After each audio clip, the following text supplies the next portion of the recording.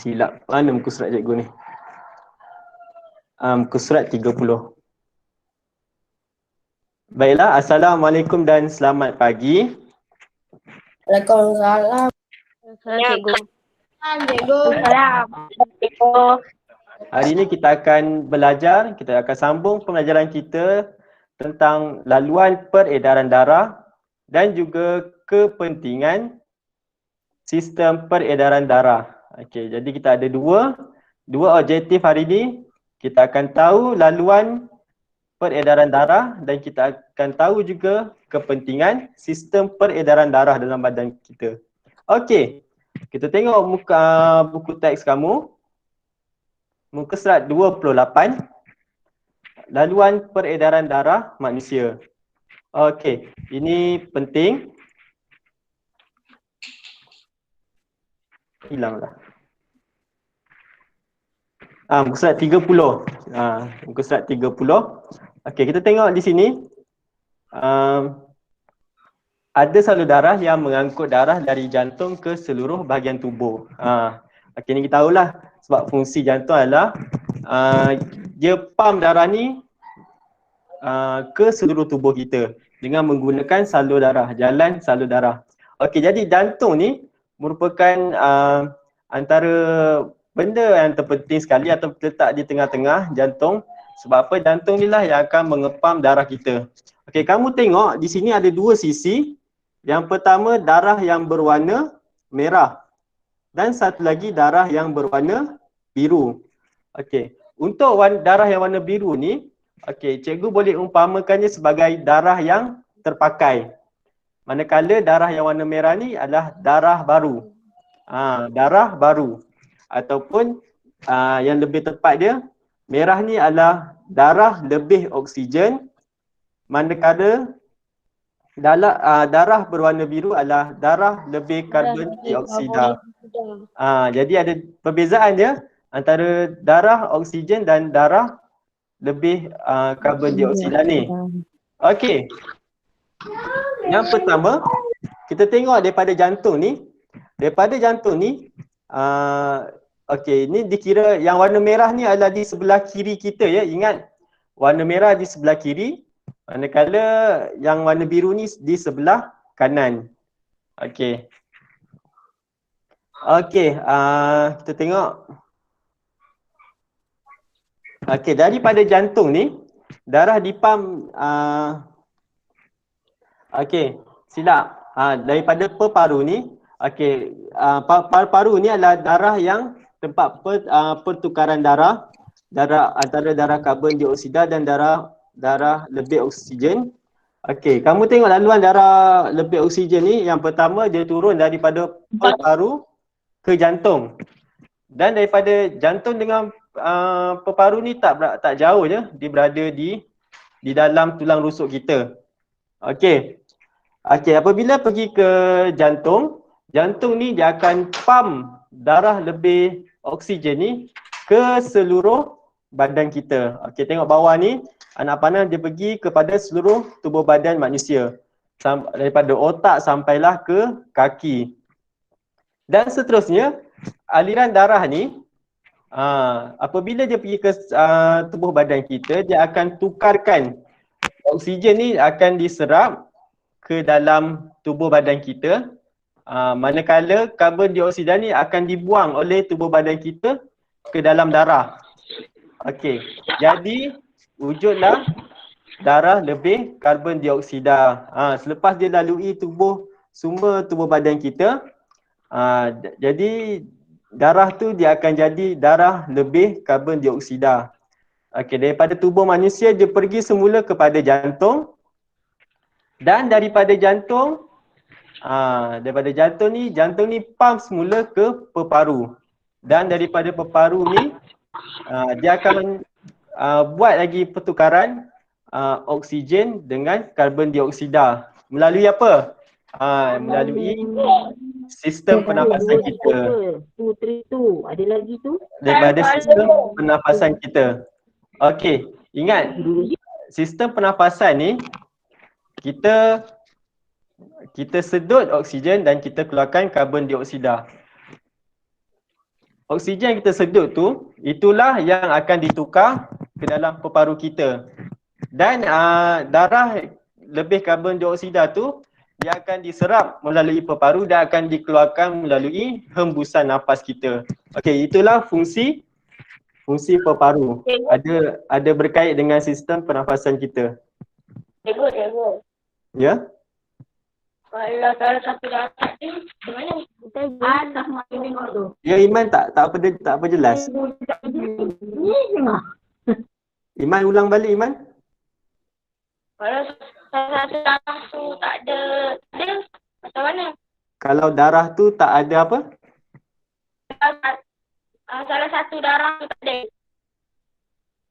Kalau salah satu darah tak ada, Macam mana tak warna biru? kalau salah satu darah tak ada warna, macam mana? Aku tak faham. Tak apa jelas, Iman. Kamu boleh tulis dekat komen. Kamu tulis dekat komen, Iman. Nanti cikgu jawab soalan kamu. Okey. Tak belajar sekali. Okey. Dan lagi satu yang cikgu nak kamu ingat.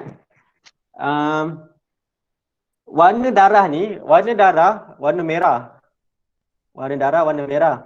Tetapi dalam gambar rajah ni, dalam gambar rajah ni dia nak cuba tunjukkan bahawa perbezaan darah lebih oksigen dan darah lebih karbon dioksida. Tetapi warna darah tu tetap warna merah. Okey. Dan kalau kamu tengok video tadi sebelum kita mulakan kelas, cikgu ada bagi satu video. Okey, dalam video tu dia kata jantung dia pump darah ke seluruh tubuh manusia dalam masa 60 saat. Jadi laju ya. Jadi setiap 60 saat tu itulah satu peredaran darah manusia. Okey. Okey, cikgu akan teruskan lagi ke muka surat yang seterusnya. Okey.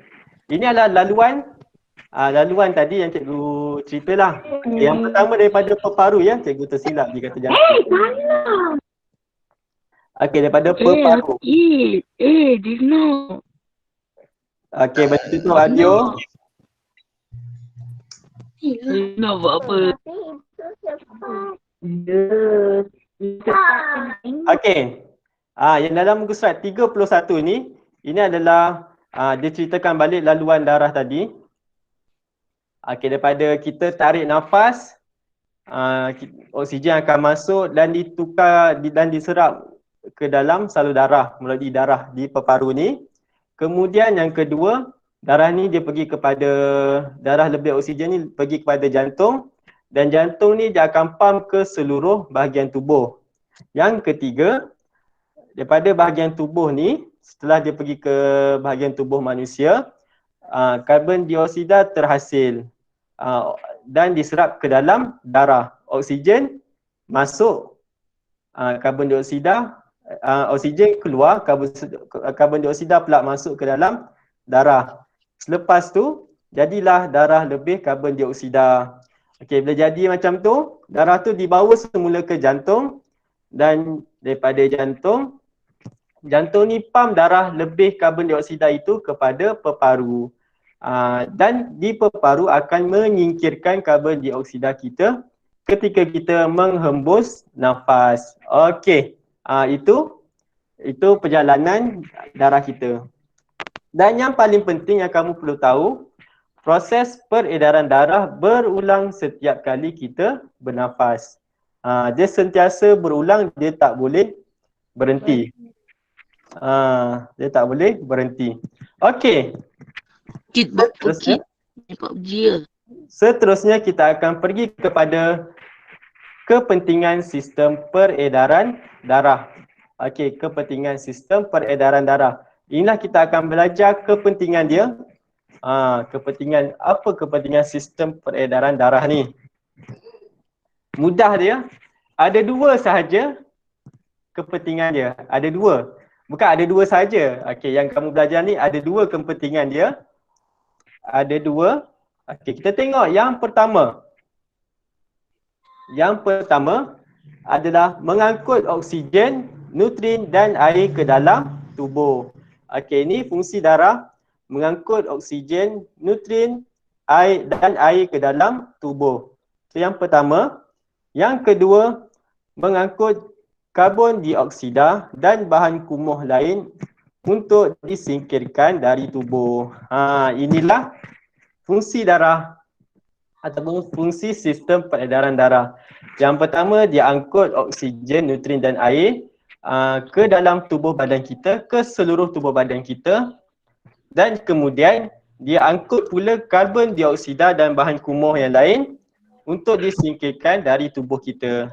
Sebab tu tubuh kita sentiasa sihat, sebab darah inilah yang mencuci tubuh badan kita daripada bahan-bahan kumuh lain. Okey, karbon dioksida termasuk juga daripada bahan kumuh. Baiklah. Itu kepentingan. Ingat, dua kepentingan. Yang pertama, kamu ingat, sebenarnya nak ingat kepentingan sistem peredaran darah ni, kamu ingat fungsi darah. Fungsi darah dia angkut oksigen, nutrien, air dan bahan kumuh. Okey, daripada fungsi darah ni, kamu boleh buat kepentingan sistem peredaran darah. Yang pertama kepentingannya mengangkut oksigen, nutrien dan air ke seluruh tubuh badan kita. Okey, manakala satu lagi kepentingan sistem peredaran darah mengangkut bahan kumuh seperti karbon dioksida dan disingkirkan dari tubuh kita. Okey, itu dua kepentingan. Dan untuk tambahan cikgu, perkara apa yang boleh merosakkan sistem peredaran darah kita? Okey. Yang pertama, tabiat yang tidak bagus untuk sistem peredaran darah kita. Yang pertama, banyakkan makan makanan yang berkolesterol ataupun yang berlemak. Okey. Banyakkan makanan yang berlemak. Banyakkan pula. Kurangkan makan makanan yang berlemak. Contoh dia, waktu makan makanan yang bergoreng, macam goreng pisang tu ada banyak air. Apa yang kamu perlu buat sebelum makan makanan yang banyak minyak ni, banyak minyak kan banyak air. Kamu perlu ambil tisu, kamu perah dia dulu, seperti perah lah, macam kamu perah span tu kan. Kamu buat dekat pisang tu, bagi minyak dia melekat dekat tisu, barulah kamu makan. Itu yang pertama. Yang kedua, bila kamu makan sewaktu hari raya korban, ada banyak sup daging. Okay, jadi kamu jangan makan lemak-lemak dia yang lembut dan warna putih tu. Itu juga bahaya. Okey, sebab apa? Lemak makanan yang berkolesterol ni boleh mengganggu salur darah kita. Dia akan melekat di salur darah kita, minyak tu. Dia akan jadi pepejal dan dia akan melekat dan salur darah kita boleh tersumbat. Okey, itu yang pertama. Yang kedua, elakkan juga pengambilan rokok. Ni untuk murid lelaki ni, dari darjah 5 nak naik tingkatan sekolah menengah, pastikan jangan hisap rokok. Juga boleh mengganggu sistem tubuh badan kita, bukan dalam jangka masa yang pendek tetapi jangka masa yang panjang. Dia boleh merosakkan paru-paru. Bila paru-paru rosak, maka dia akan ganggu pertukaran oksigen dan karbon dioksida kita. Okey. Yang ketiga,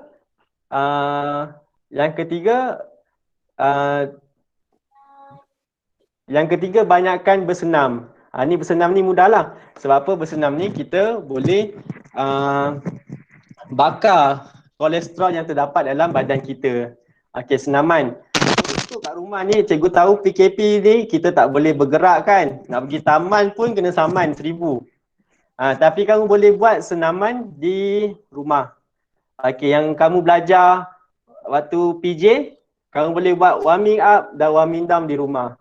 Warming up dan warming down juga sudah cukup, ataupun lari setempat. Okey, asalkan kamu berpeluh tiap-tiap hari. Okey, itu saja 3 nasihat cikgu untuk kamu jaga sistem tubuh badan kamu.